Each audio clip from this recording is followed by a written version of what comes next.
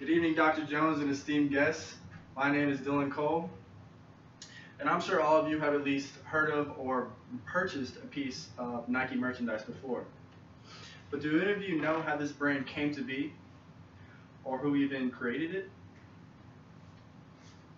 Well, ladies and gentlemen, I want to give you the idea and the knowledge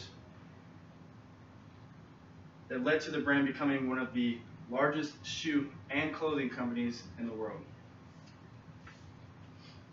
When I was the age of 12, my family got me into playing basketball. And everyone who is anyone knows that if you're playing basketball, you have to have Nikes on your feet. That reason being, Michael Jordan was one of the greatest players of all time, arguably still the greatest player of all time, but he was sponsored by Nike. So if you wanted to be like Mike, you had to have Nikes on your feet. Ever since I can remember, I've been wearing the brand and have yet to steer away. The day I put on those Nike basketball shoes, it was from that day forth I grew to love their products. Let's go ahead and get into how Nike got its name. Apparently, the winged goddess of victory was the influence for the name. Her name was Nike. Whenever a Greek soldier would go into battle, and if they came out victorious, they would scream Nike to thank the goddess for their victory. Now, in my opinion, that sounds like a great name for a sports shoe. The symbol for Nike is a swoosh. It's simply supposed to be the spirit of the winged goddess who was the inspiration for the most courageous warriors since the dawn of time. The swoosh design was created by a woman by the name of Carolyn Davidson in the year 1971. Carolyn was a student under a man by the name of Phil Knight. Phil Knight was her accounting teacher. One day, Phil asked Carolyn to create a brand for the side of the shoe. And later on, Carolyn presented Phil with the swoosh you see today. Now, the Nike Shoe Company was actually founded in 1964 by a Japanese shoemaker named Onitsuka. But the brand would not officially be named Nike until 1971.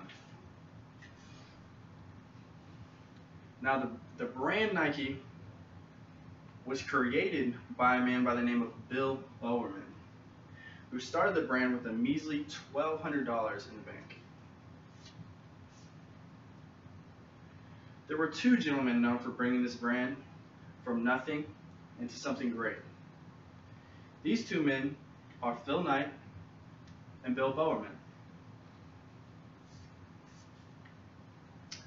Phil Knight was a track runner at the University of Oregon from 1955 to 1959. He was a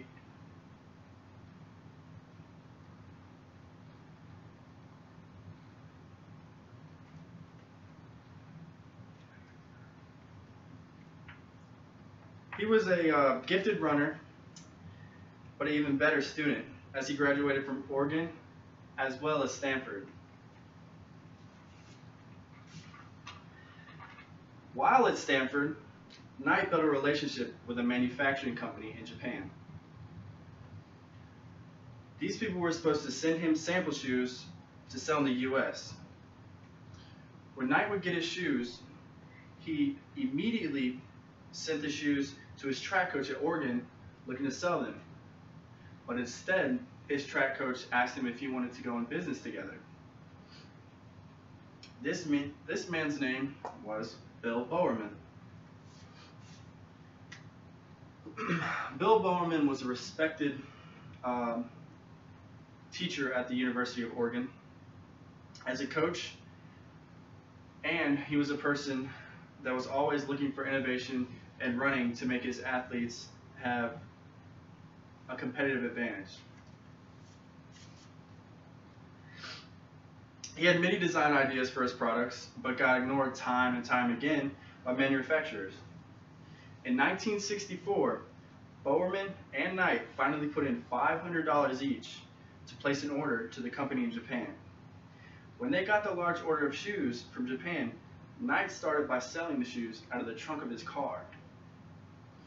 Bowerman ripped the shoes apart to see how he could manipulate them and make them into a better shoe.